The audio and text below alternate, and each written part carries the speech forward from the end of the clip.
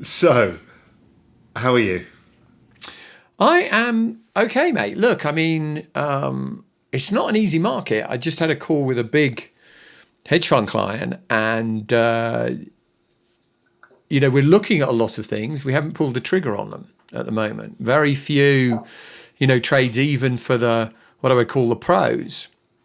But I can taste it. I think I can taste it. I think things are lining up.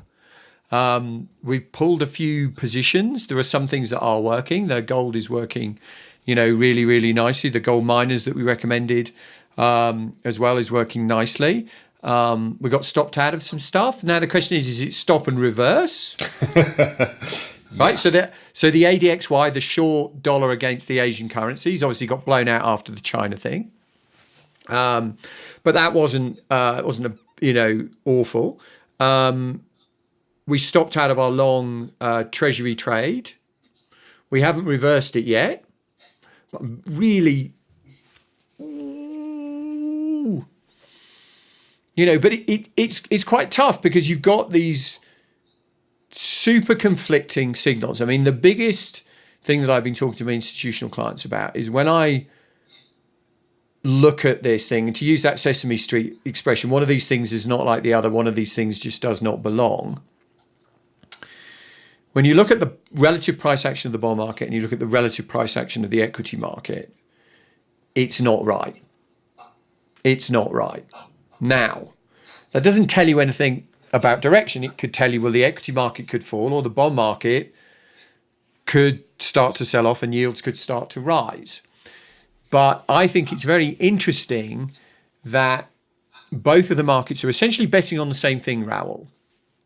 They're both betting on rate cuts. Okay. If you start to look at the equity market, it's clear though that they're betting that those rate cuts are going to be reflationary and they're going to work. Right. If you look at the bond market, whether you look at the shape of the curve, whether you look at whether that's sort of 2s10s or 2s30s or whatever the hell you want to choose, or whether you look further in the sort of weeds at the front end of the euro-dollar strip and you look at some euro-dollar spreads, they're all telling you, yeah, the Fed's going to cut, but it ain't going to work, right? We're going into a recession. If you look at, I was looking at the spread between DEC 19 and DEC 20 euro dollars. Now, this is all a bit,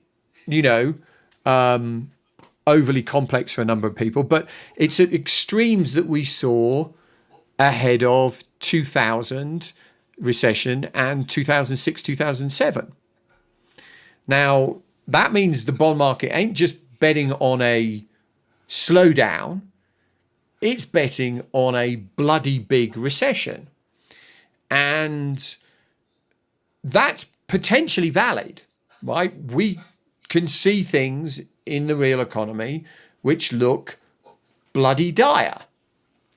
But the equity market isn't there. And the Fed just told you at the last FOMC that their overriding priority was extending the cycle. Now, they haven't delivered to extend the cycle. I don't know whether they know how much they need to extend the cycle.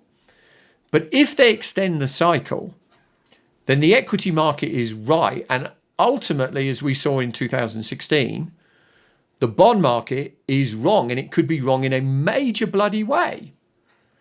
Right? We use that stupid little metric on moving averages in the S&P, and they've worked and it's held up, right? We got the buy signal. It's meant to be betting on a higher bond equity market. You can say that they're all smoking crack, but it could be the bond market that is utterly wrong. And if the dollar starts, I mean, I don't know, what do you think here on this bond market? I think it is. It's gone quite a long way. So it's the game. I spent a lot of time. I was very active trading this both in 2000 and 2008, and I think it's almost a rerun of 2000. Even what the 2-year bonds look like over the last 2.5 years look identical to then. And my thought process is, the Fed cut 50 and they have to cut 50. The economic data is falling apart globally. It's not enough. The bond market's right. The bond market will steepen like crazy. And that is free money, the bond market steepening. Because if there's some normal fiscal stimulus or the stimulus that happens, the bond market steepens. If the world falls apart, the bond market steepens. So that's like the no-brainer trade in the world. Which does mean that the risk reward is not to be long things like TLT, which is basically Correct. 10s and 30s. Yes, it's the short end. Now, is there a chance of a backup? Yes. I've taken tons of profits all over the place on all of this stuff. It had been one of the better trades I've ever done was this whole fixed income trade over the last 9 months. And I'm desperate to put it back on again. And I'm waiting. And my DMARC counts give me that it should start bouncing this week to next week. Maybe it starts, everyone starts closing out of longs going into the Fed. After that, I think rates go to zero. I think we're in the full cycle. I think they go to zero and they go negative in the US. So I think every single opportunity to buy a bond at whatever price is a great opportunity. I think also I'm now probably at the first part of the trade. I was at 100% conviction. It was one of the most conviction I'd ever had. I'm now shifted to about 70% conviction because if the dollar goes up, which it won't go one way or the bloody other, but if it goes up, which I think it's likely to do once that the debt ceiling is raised, and also the first cut in 2000. Once they had the first cut, the dollar rocketed. If that's the case, then I'm going back to 100% chance that we go to zero rates, and we'll do it very quickly. I still think they'll cut 100 basis points this year. So I'm at the far end, and I've spoken at several big macro events, and there's a few people in my camp. There's one or two big guys in London. There's a couple of guys on the West Coast, and there's maybe one in New York. Almost everybody else has kind of been one way or the other. Everybody wants to fade bonds right now. I know you're itching to. As a trade, that might well work. I've no idea. So that's my view. And unless I see something different, any change, I'm with that view. Now, I get that you're saying the equity market is not acknowledging. I think the equity market comes later. The credit market's equally as bizarre as the equity market. You can't have bonds where they are. Well, the moment the yield curve steepens, everything will change. Once the yield curve steepens, the equity market falls. Once the yield curve steepens, credit starts changing, and then we start changing the picture. So that's kind of my thing. I haven't really changed my tune. I've just taken some profits because money in the bank's money in the bank. We're both in the same place. We've both taken profits. We were both long treasuries, right? We were betting on lower yields, and we were both right. It's one of those times I think, great minds think alike, call it what the hell you will, but it was certainly a high conviction trade for both of us. I think we're both out. We're both looking for a retracement so higher yields, lower bonds. Neither of us are sure quite how far it goes. My bet is it's not part of the process of going to zero. It's part of the process of going to 4, ultimately, over a number of years. But the fact is we're both looking for a backup. So at this point, neither of us would be long, certainly TLT. There's no risk reward in that. I'm still long some Eurodollars. No. I was going to say, I don't know whether we disagree necessarily on EDs, on Eurodollars. Right. So the front end, that's fine. I think it's a great place to park some cash. I am a little concerned, I will be honest with you, Raoul, about the July FOMC meeting. Because what I am hearing from my policy contacts is that the base case isn't 50. Okay? Now, do the Fed end up cutting 100? Doesn't really matter, right? What matters is timing. And there's been times in the past where the Fed's cocked it up. Okay? So one of those, for example, was 2003. So if you cast your mind back, I wonder, actually, I think you were a client at GLG. Yeah. So late 2002, Greenspan came out and uttered a phrase, unconventional monetary policy. And no one had heard of what unconventional monetary policy was. And so we got lots of calls at Medley from clients going, what is unconventional monetary policy? You're the policy boys, tell us. And we went off and spoke to some Fed contacts and they said, well, it's just this theory, it's this pipe dream at the moment. If we ever get to the point that we can't cut rates anymore, what other things could we do? So the feedback that we got was, look, this is a pipe dream. It's what you do if you ever hit zero interest rates and you've got no room to cut, you turn to these other unconventional monetary policies. So we said to people, it's just a pipe dream, right? It's just fictitious at this point. It's not this cycle. Maybe it's next.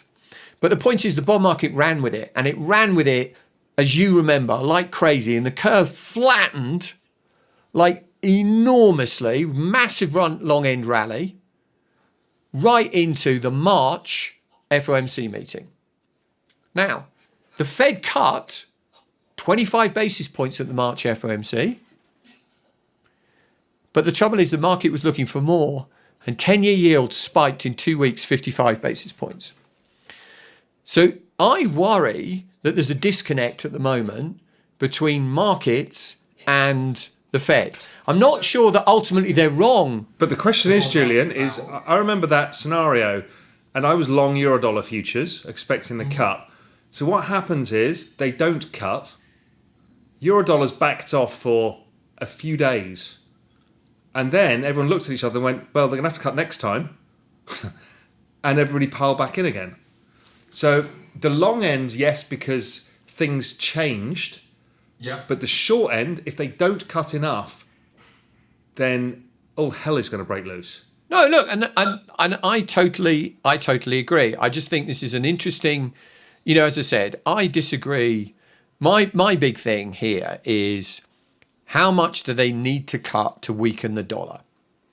Because, we've been sitting on the sidelines on the dollar a little bit, with the exception of that ADXY and a pseudo dollar short via gold, which has worked out very well. But we've been a little reticent to pull the trigger on a short dollar trade, if only, as you well know, mate, for most of our listening public, certainly for macro insiders, trading anything that doesn't include a shitload of euros in it is bloody hard, right?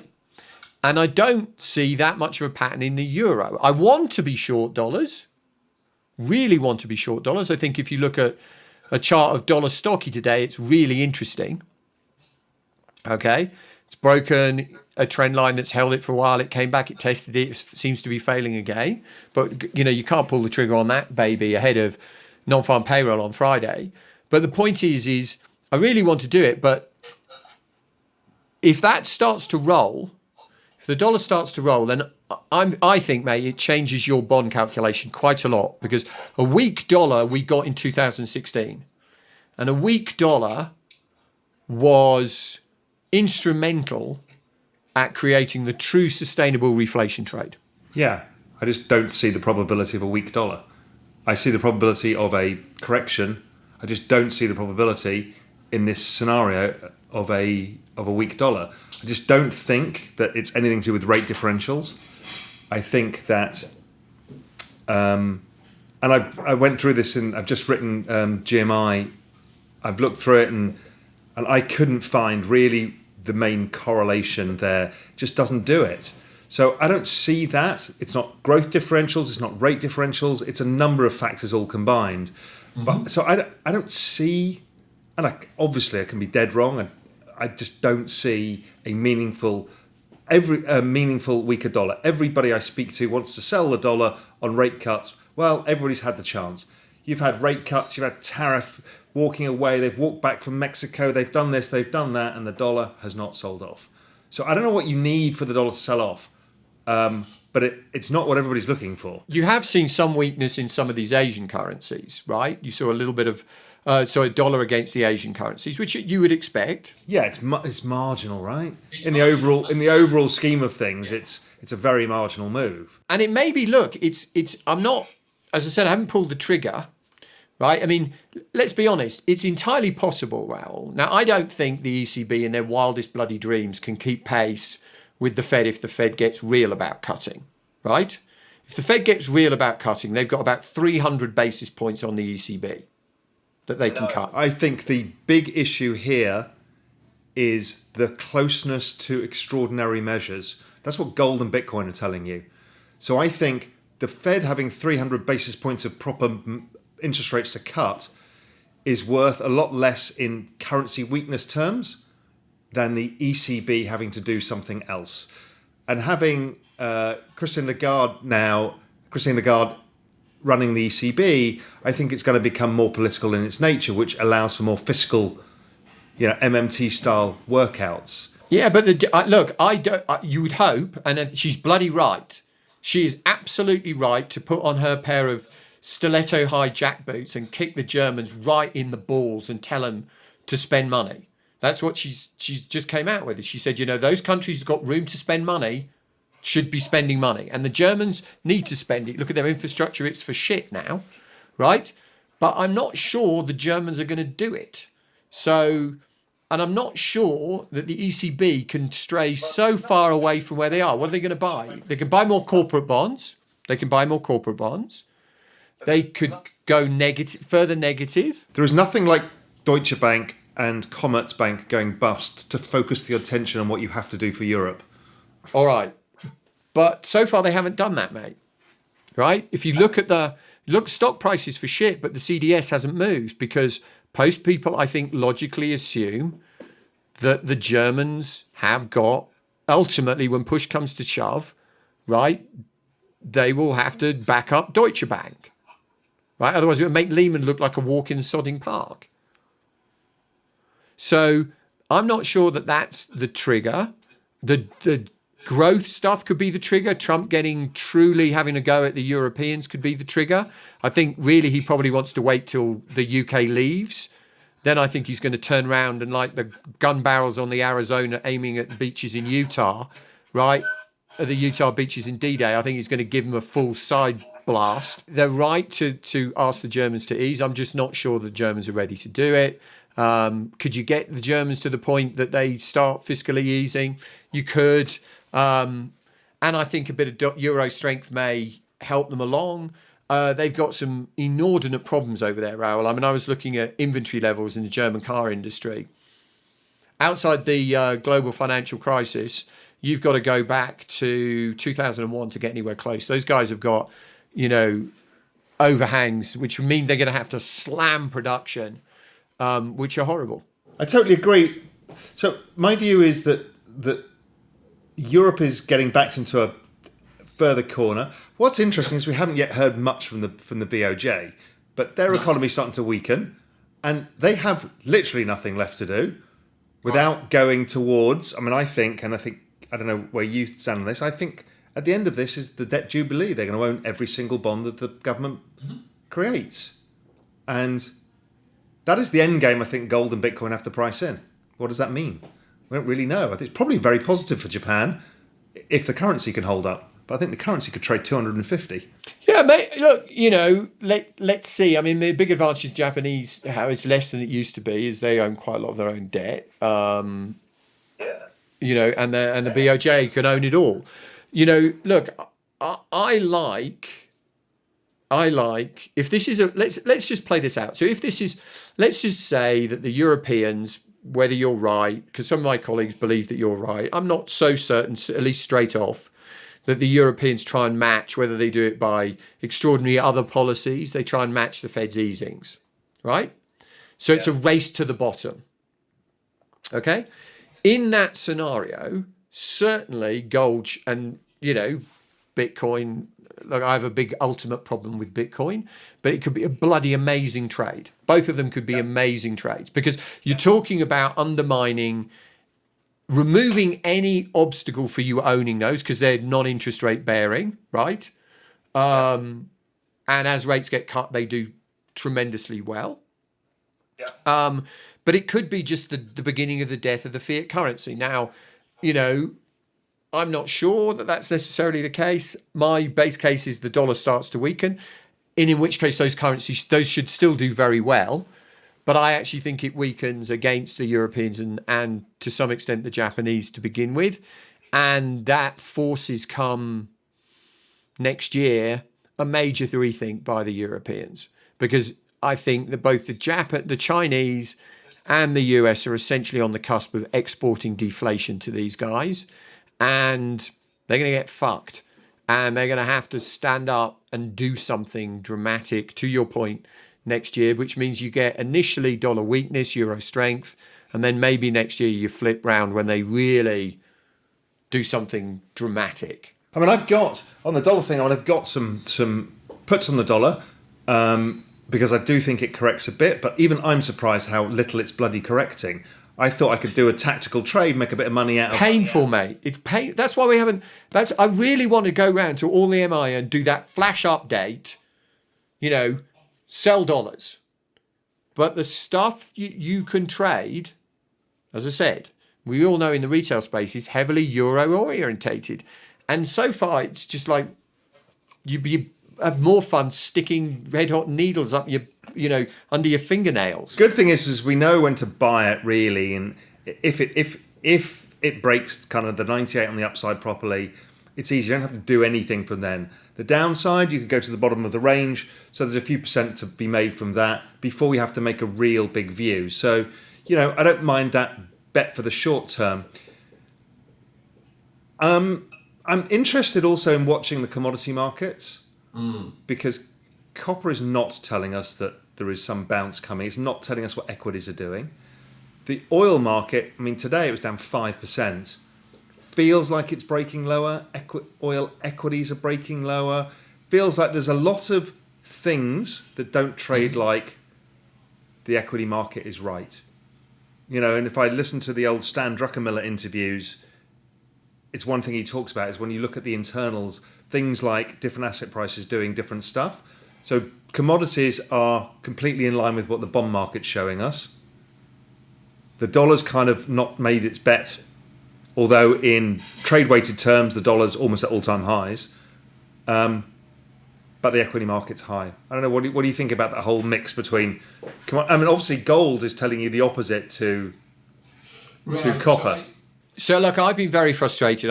I've liked the idea of silver and of platinum potentially participating, and they're off their arse lows, but barely, right? And they're woefully underperforming gold. And in 2016 they did. And my concern, Raoul, to your point, mate, is that what they're sending is a very deflationary signal. Yeah, I agree.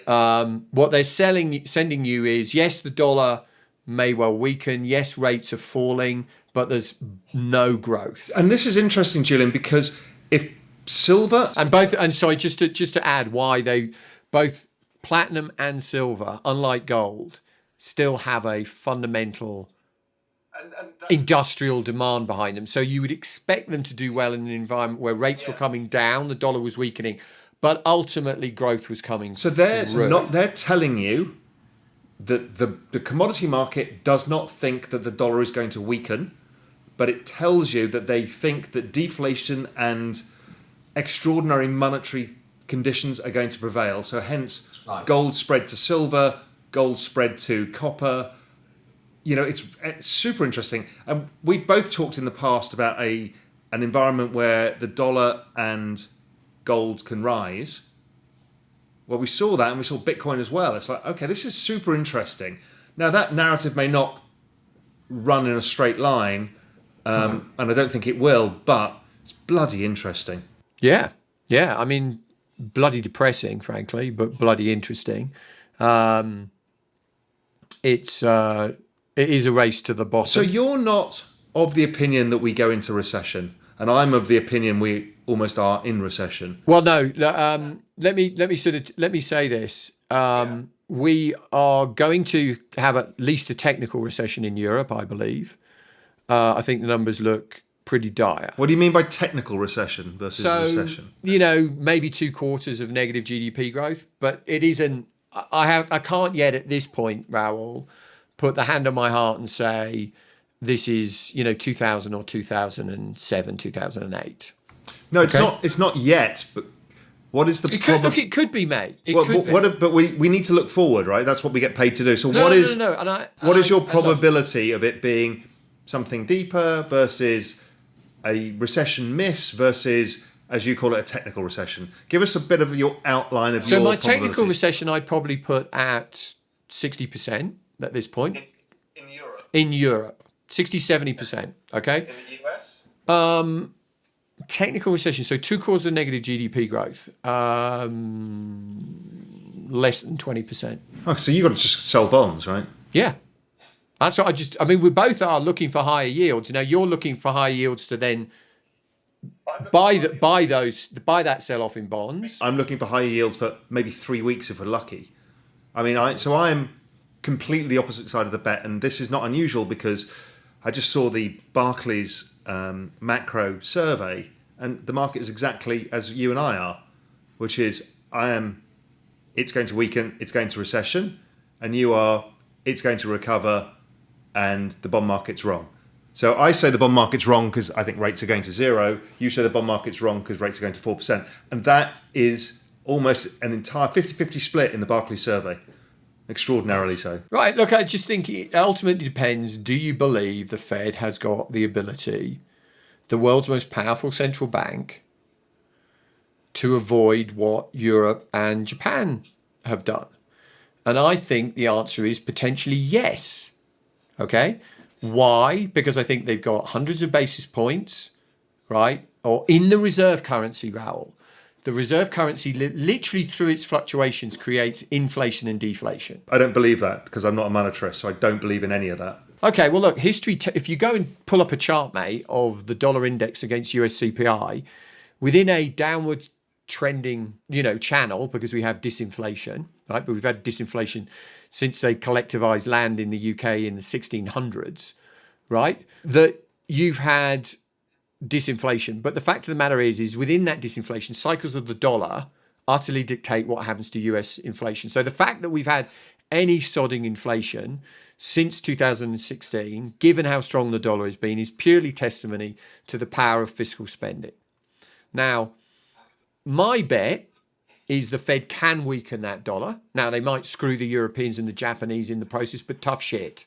Okay? My bet is they can export deflation to those guys in the short term. That will start the dollar weakening. As you get towards the election, okay, my bet is certainly if the Democrats are winning, we're looking at MMT. Okay? That will further weaken the dollar. And it will unleash a wave of fiscal spending, which will be highly inflationary, judging by what Trump's just done. And come 2023, okay, which is a long way away, right? A long, long way away. Even 2020, the election is a long, long way away. But come 2023, the demographics actually start to move in favor of increased spending as the millennials hit the peak of their earnings that provided as an economy.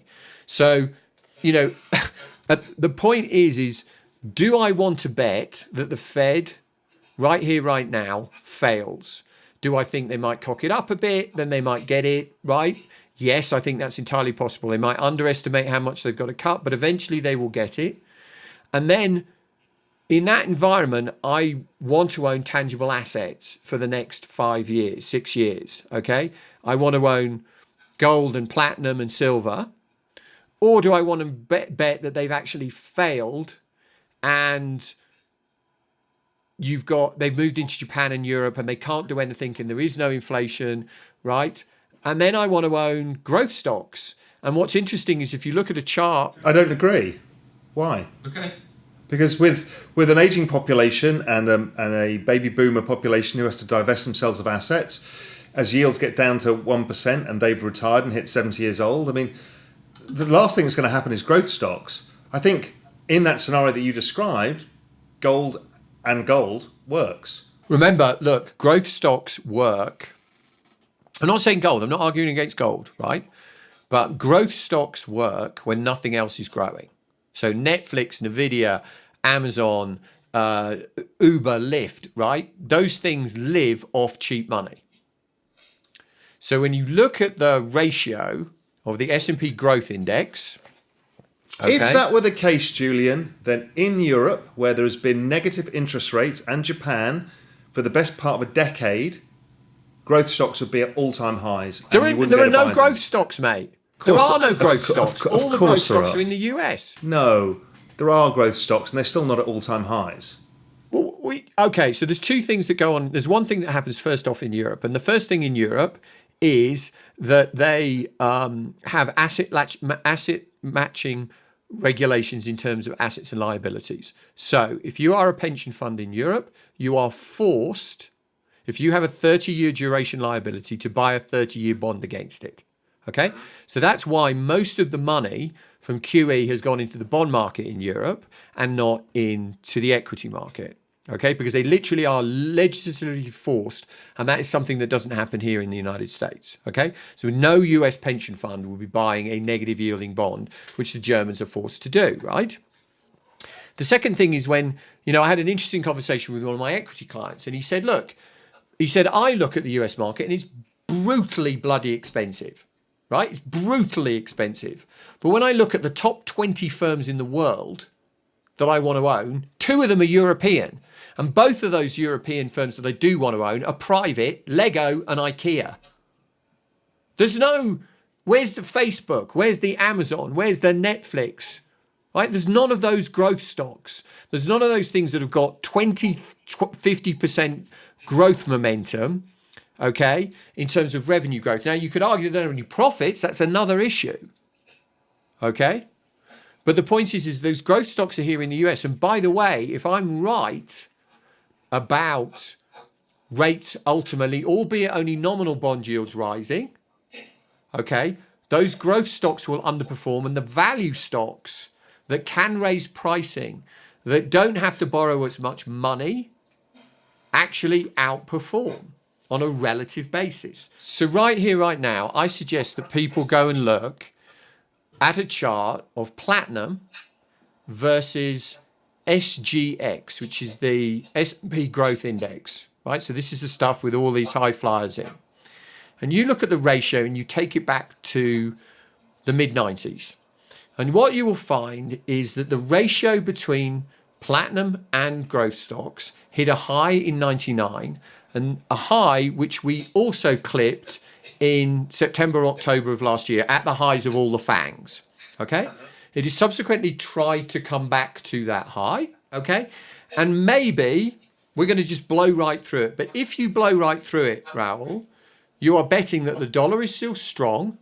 You are betting that the Fed has failed and they've gone down the route of the BOJ and the ECB and rates, 10-year bond yields, like in your scenario, 50 basis points. And then then these metals don't actually work, right? Growth stocks outperform because funding is just diffusive, and you've got lift 2.0, 3.0, 4.0, 5.0, right? The only thing that's growing is things that can just borrow shitloads of money and generate revenue by borrowing shitloads of cheap money. Put a different scenario to you. The reason that the US saw growth in some areas, speculative froth, versus Europe and Japan, is the very structure of the pension system. So the pension system in Europe is, the people are older, and Japan is older than that. They put their money into fixed income because you had to match the asset and the liability. Okay, great. Yeah.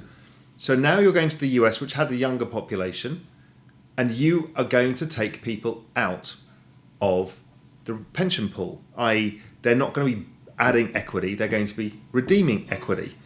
So it is almost impossible when you're shrinking the largest pool on earth of growth capital, it's almost impossible for growth stocks to continue to rise. Now, even with interest rates going lower, the actual pool of capital that's available for all of the VC industry, the private equity industry, is the baby boomer pension. But much of this is going to have to go into some sort of annuity payment.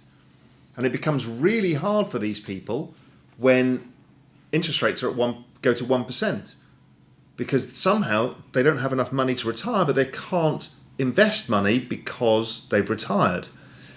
So you end up having to have a massive crimp on consumption where people have to spend less. There's no other choice. And I don't see anything but an equity market that then gets caught in a cyclical sideways trading range for 20 years until that's resolved. Okay, so look, that's not impossible. All right, I'm not arguing. I don't necessarily agree with your demographic story, but that idea that you front loaded the equity market and it doesn't perform brilliantly from here, Raoul, okay, is actually my base case, right? I don't think the growth stocks do well, okay, in that environment that I'm talking about, because I'm talking about the late 60s. All right. In the late 60s, in the early 60s, the equity market and the bond market do brilliantly well. Okay. Positive returns, everything's sexy, everything's good, right? You do like 80%, 70, 80% in 4 years in the equity market. Okay. Policy error number one that the Fed commits is you get this big fiscal stimulus, just like Trump did. Back then it was done by Johnson. You overcook the economy. The Fed doesn't realize the danger. They're slow to react. You get some inflation. The bond market sells off, just like we saw from 2016. Okay. They then get super tough. They overhawk it, right? The equity market shits the bed, just like we saw at the end of last year. They then back off and they're super dovey. Okay. And they catch the economy early and they never let it truly fall out of bed. Now, you could argue that maybe they can't do it. I certainly am not sure at this stage, right here, right now, mate, that they are dovey enough, okay, to guarantee that the dollar falls and we keep this equity game going. But my bet is they will get there. Whether they need a little scare first, they will get there. Because we've just been told that punting the cycle is their number one priority. But it always is. It always is. It always is, because growth and inflation, unemployment and inflation are their two dual mandates. So they're by definition, their job is to keep the cycle going, but they've only managed to do that twice in history, 1996 and 1984. No, and 1966, 67, they did it for 2 years. Yeah, but they didn't have, it was an entirely different monetary system at that point because it was gold-backed currency. You don't have Fed funds rates, for example. So it's a very different system. But okay, maybe that. But then that's 3 out of 16 recessions where the Fed cut rates. Only 3 times did it not go to recession. So the probability of them getting ahead of the curve is whatever 3 out of 16 is. I just think they're cognizant. I think the dollar is the dollar back in the 60s didn't even exist, right? It didn't have free floating, to your point. Exactly. So I think the ability to weaken the dollar is I think that's actually adds to their ability to save the cycle here in the US and create inflation, which means higher nominal GDP growth, because that's ultimately the end game to me. So then why, Julian, did they not manage to weaken the dollar in 2000, 2001, 2002, 2003 when they're cutting like crazy? Why did the dollar not weaken? It went up. Dollar from 2002 to 2004 fell 15%. So here's the thing. If Raoul, to your point, we haven't had that last bit of the dollar move is what I would call the risk-off dollar move, right? That's when the NASDAQ was blowing up, okay, started in 2000, and then it rolled into the S&P in September of 2000, then it rolled into the Dow in May of 2001, right? And then we all moved into recession, and the dollar kept going up because everything was bloody imploding, and everything was getting sucked back to the epicenter. Yeah, and that was a 13% rally, 14% rally, so it's pretty significant. So if we haven't seen the risk-off dollar rally, mate, then you're absolutely bloody right. Treasury yields are going to, who knows, right? 50 basis points, okay? You'll be right. If we haven't seen that. Now, I don't think we're going to get that. I haven't pulled the trigger on the trade yet. I'm long gold. And gold, by the way, will do like shit if you get a risk-off dollar rally of that magnitude. Okay? But I haven't pulled the trigger yet. But I'm looking for an opportunity for the dollar to naturally slide into its next down cycle. Because if you know, Raoul, the dollar is a very simple beast. It starts up here, it falls, it rallies less than the previous high, it falls, it rallies, it falls, it rallies. And we are at the top of the third rally that we've had in the dollar since 1972. Okay? If you look at the cycle, about now is typically when the dollar would weaken. But do we have those conditions? We don't know yet, mate. Okay? We don't know. I'm looking at it though, and I'm gagging to sell the dollar. Obviously, your scenario is the one that would keep me up at night because it is rational and it's real and it's a risk to my view. I love how you say rational. So yours is rational. What I know, but no, I'm saying they're both rational points of view, and they both have precedent, both historically and theoretically. So this makes it very difficult. This is why it's an interesting discussion, because the market is having this discussion. Correct. And people don't know. And, I see both sides of this, and I understand that the dollar could weaken from here. I see that as a risk. Now, I have a much lower probability of that than you do. With the rate one, of course, I see the other side. And we just assign different probabilities. But what's super interesting is the market is having this exact debate, and we are having this exact debate, and it's a honest and meaningful debate because nobody really knows, and until something moves, and I think the something is the dollar, you can't really say it's happening or not. Correct.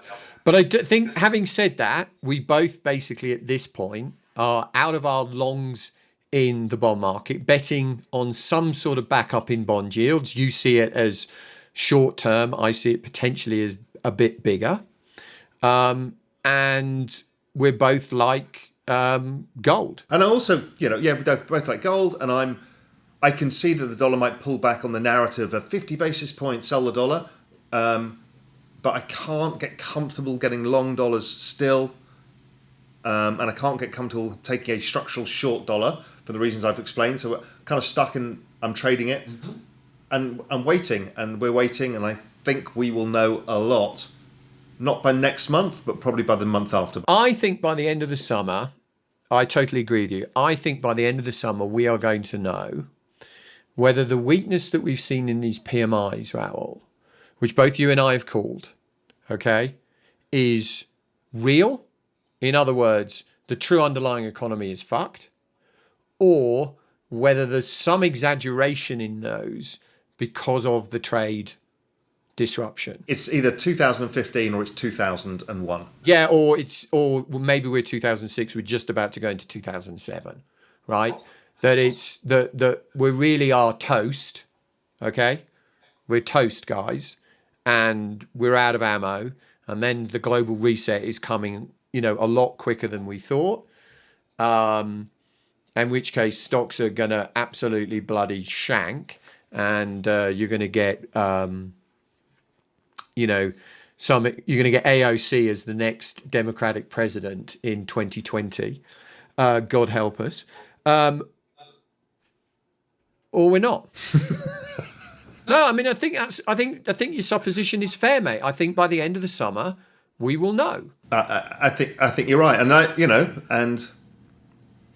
it's going to be. And with that cheery thought, we can sign off. But it's good because this is the debate. This is the only debate. It's recession or no recession, and what does it mean? That is all that it comes down to. And it probably, as we've always said, probably comes down to the dollar making its choice for us. Two markets, the bond market and the equity market, are both betting on cuts, but they both see radically different outcomes. And the only decider to break that tie has to be the dollar. Yeah. And I'm interested that commodities are siding with the bond market right now. So it feels like it's kind of moving to one side of the ship where there's only equities and credit on the other side. But that's equities and credit. There's a multi-trillion-dollar market there who's got a different view. We'll have to see. I would just get people to watch on your credit observation, Raoul. We've seen two quite interesting credit events. So the first one has been this Natexis fund, H2O. That was apparently invested in super liquid stuff. Now, in fairness, they haven't had to close the fund to withdrawals, but they've had huge drawdowns. But the second one was a fund actually in the UK, which many people may not have heard about, called Woodford. Neil Yes. Woodford. Now, this guy, as you know, was, really a superstar at Invesco. I think the day he left Invesco, the stock dropped 7%, right? So this guy was the real deal. Now, what he did was he was running an income fund based around the equity market. And initially, at least, he was invested in pretty liquid stuff. But interestingly, in early 2016, as the BOJ launched NERP and crushed, as we've both discussed, global bond yields and returns across anything with any sort of income, this guy increasingly was forced to go out onto the risk spectrum, and he went into small caps and micro caps to get yield. Now, obviously, that is a payoff where he's trading returns against liquidity. But to me, the biggest lesson of both of these, now you could be the super bear and say, oh shit, 2 funds going belly up, right? Reminds me of the Bear Stearns fund in, I think it was June 07, okay, that went. And Dexia or whatever it was in No, Belgium. in the Texas. It wasn't in Texas, sorry, it was BNP. You remember the BNP funds that went in August? And you could say, that's it, game over, here we go. The biggest actually inference, I will say, and this is significantly with credit, these 2 funds in the scheme of things are bloody minnows, right? They are tiny. And if they both are in trouble because they can't liquidate assets, what happens if you're invested in PIMCOs or one of those other household names credit fund? When those go down, if we do not get the growth, Raoul, if we do not punt this cycle, if these little funds have to gate, and Woodford has gated, right, they've stopped withdrawals, what makes you think you're going to get out of these super tanker funds? Yeah, and I wrote that whole article about the doom loop that I released, the whole GMI article, because I thought it was so important. It was about this, and it is a disaster waiting to happen. Yeah. So we'll talk about the credit thing another day, because I think we've been talking for about 50 minutes now. Ooh, crapping on for a long time. The one thing I did want to add is that for everybody, we've had a lot of feedback about wanting to have clear idea of positions. So there's a couple of changes we've made for Macro Insiders. One is we've removed any references to positions from our principal work, so Global Macro Investor and MI2 Partners for Julian, so we don't confuse positions, because those come with different frameworks and different timings, and it gets very confusing. So our trade recommendations come only in our in focuses or our flash updates. At the end of each month, there'll be now a separate piece to show our positions, and they'll be split by which are Julian's positions, which are mine. So it should become much clearer, and there's some performance numbers against those as well, just to make it as clear as possible for each other, because it is getting complicated and confusing, and we want to make it clear for everybody, because as we go into this kind of very macro environment, we need to make it simple as possible for people. Yes, and I think we did that on our last. Was ours the first one? I think it was, yes, when we said what we've done in gold, what we've done in ADXY, what we've done in TLT. And I must admit, even for me, and you know what it's like, mate, you're running and drowning, doing a million different things. It's super useful to have that. So we really hope that everyone will benefit. I am incredibly excited still about macro, because this discussion is going to get resolved over the rest of this year. So it's going to be a hell of a macro year coming up. Julian, brilliant to speak to you. Let's wait and see the little battle commence, but let's have a little bit of a summer break first. We'll have a pint on it, mate. Exactly. And it'll either be a pint in a nice restaurant because the world would have been saved, or it'd be in the gutter. Well, it goes either way. It goes either way. All right, mate. I'll talk to you soon. Cheers.